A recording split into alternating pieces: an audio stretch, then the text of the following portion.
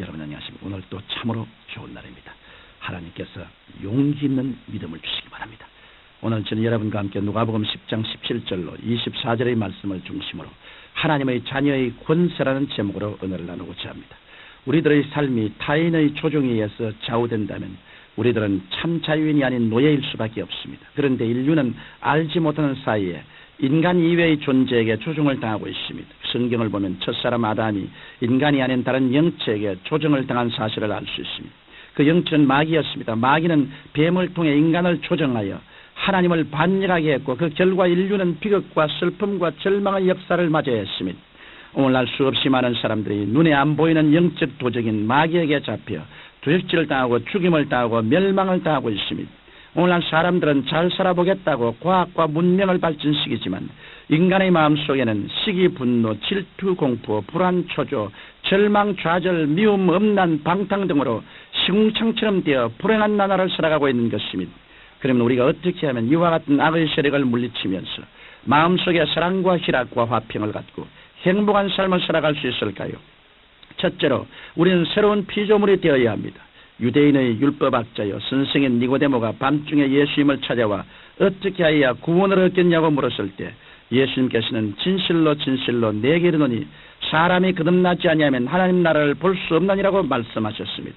니고데모가 이 말씀에 너무나 놀라 사람이 늙으면 어떻게 날 수 있었나이까? 두 번째 모태에 들어갔다가 날 수 있었나이까? 라고 물었습니다. 그러자 예수님께서 진실로 진실로 내게 이르노니 사람이 물과 성령으로 나지 아니하면 하늘나라에 들어갈 수 없나니라. 육으로 난 것은 육이요 성령으로 난 것은 영이니라고 대답해 주었습니다. 인간은 누구나 부정모혈로 태어나 육신의 생명을 누리면서 살아갑니다.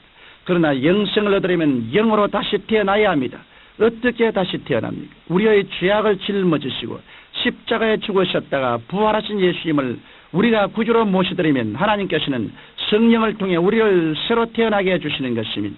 이 때문에 성경 고린도후서 5장 17절에 보면 그런즉 누구든지 그리스도 안에 있으면 새로운 피조물이라 이전 것은 지나갔으니 보라 새 것이 되었도다라고 말씀하신 것입니다.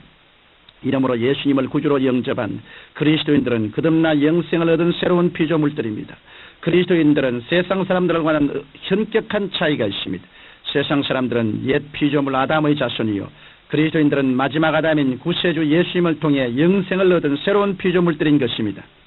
둘째로 우리가 새로운 피조물이 되면 새로운 국적과 새로운 지위와 새로운 생명을 지니게 됩니다.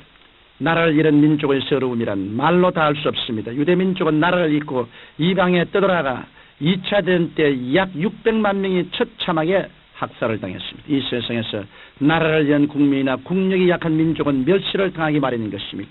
그런데 그리스도인은 이 세상의 국적과는 비교할 수 없는 가장 영광스러운 국적을 가진 하나님의 백성들입니다. 성경 골로새서 1장 13절을 보면 우리가 우리를 흑암의 권세에서 건져내서 그의 사랑의 아들 나라로 옮기셨으니라고 기록되어 있습니다. 이러므로 그리스도인들은 십자가를 통해 천국의 시민이 된 새로운 국적을 가진 사람들입니다. 또한 그리스도인들에게는 특별한 지위가 주어집니다. 성경 에베소서 2장 5절로 6절을 보면 허물로 죽은 우리를 그리스도와 함께 살리셨고 또 함께 일으키사 그리스도 예수 안에서 함께 하늘에 앉히시니라고 말씀하고 있습니다.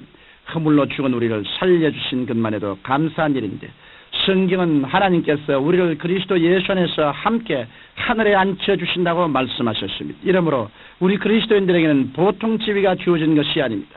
육신으로는 이 세상에 있어도 영으로는 하늘나라에 있는 것입니다. 그 때문에 우리 그리스도인들에게는 죽음이 조금도 두렵지 않습니다. 예수님은 마귀를 지배하신 능력과 권세 있는 분이신데 우리가 그분과 함께 하늘에 앉게 되었으니 그리스도인 우리에게도 마귀를 지배할 수 있는 권세가 주어진 것입니다. 우리는 이 사실을 분명히 알고 권세 있는 신앙인이 되어야 할 것입니다. 더 나아가 그리스도인들에게는 새로운 생명이 주어집니다. 요한복음 3장 16절에 하나님이 세상을 이처럼 사랑하사 독생자를 주셨으니 이는 저를 믿는 자마다 멸망치 않고 영생을 얻게 하려 하심이라고 말씀하셨습니다. 여기에서 말씀하신 영생이란 생명이란 뜻입니다.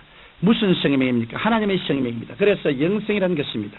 이처럼 예수님을 믿는 사람은 하나님의 생명을 얻어 하나님을 향해 아바 아버지라 부르며 하나님과 교제하면서 영원한 삶을 살게 되는 것입니다. 셋째로 예수 그리스도를 통해 새로운 피조물이 되고 새로운 국적을 얻고 새로운 지위를 얻고 새로운 생명을 얻은 그리스도인에게는 하나님의 자녀로서의 권세가 주어진다는 것입니다. 어느 날 예수님께서 70인의 제자를 부르신 다음 둘씩 짝지어 각 처소로 보내면서 복음을 전가하고 병자를 고치라고 말씀하셨습니다. 예수님의 말씀을 듣고 각 처소로 갔던 자들이 돌아와 주여 주여 주의 이름으로 귀신들도 우리에게 항복하 되리라고 기뻐하여 전도 보고를 했습니다. 그러자 예수님께서는 누가복음 10장 18절 이하에 사단이 하늘로서 번개같이 떨어지는 것을 내가 보았노라. 내가 너에게 뱀과 전갈을 밟으며 원수의 모든 능력을 제어할 권세를 주었으니 너희를 해할 자가 결단코 없으리라. 그러나 귀신들이 너희에게 항복하는 것으로 기뻐하지 말고 너희 이름이 하늘에 기록된 것으로 기뻐하라고 말씀하셨습니다.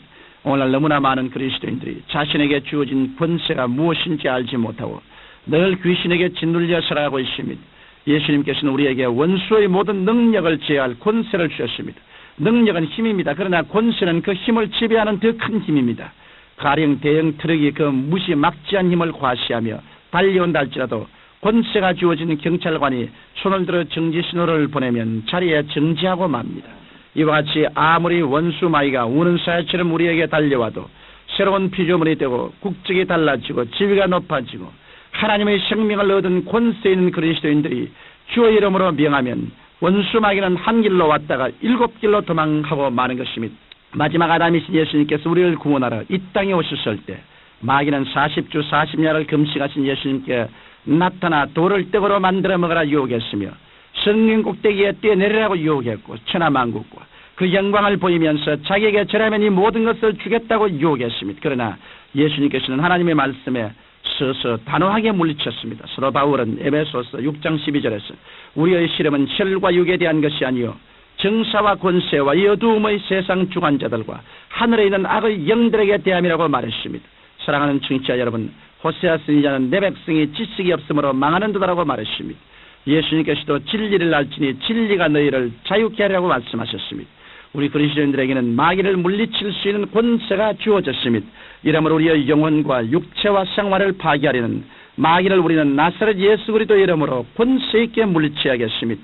살아계신 아버지 하나님, 우리 모두 다 마귀를 쳐서 이겨 복종시키고 하나님의 영광으로 충만한 삶을 살게 되게 도와주시옵소서. 예수님 이름으로 기도합니다. 아멘.